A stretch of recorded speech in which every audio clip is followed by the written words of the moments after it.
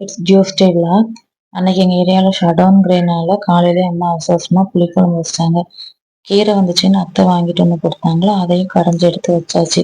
அதில் உள்ள தண்டு பொரிச்சா நல்லா இருக்கும். ஆனால் கொஞ்சோண்டு தான் இருந்துச்சு.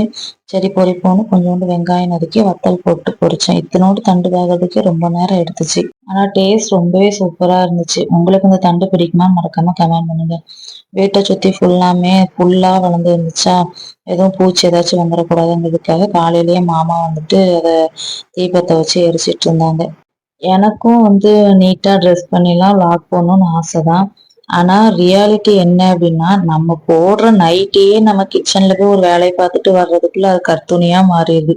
ஆனா யூடியூப்ல வ்ளாக் எடுக்கிறவங்க எப்படிதான் அவ்வளோ நீட்டாவே இருப்பாங்கன்னு தெரியல.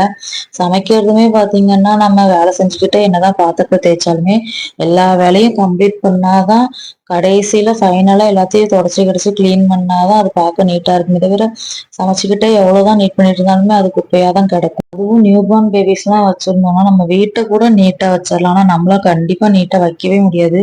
ஆனா நிறைய பேரை பார்க்க சொல்லி எனக்கு ஆச்சரியமா இருக்கும். எப்படிதான் இவங்க இவ்வளவு நீட்டா இருக்காங்களோ அப்படின்னு சொல்லி தோணும். ஏன்னா அவங்களுக்கு குளிப்பாட்டுறது, அவங்களுக்கு என்ன தைக்கிறது, ஃபீட் பண்றது எல்லாமே பண்றது நம்ம தான். அப்புறம் எப்படி அவ்வளவு நீட்டா இருக்க முடியும்னு தெரியல.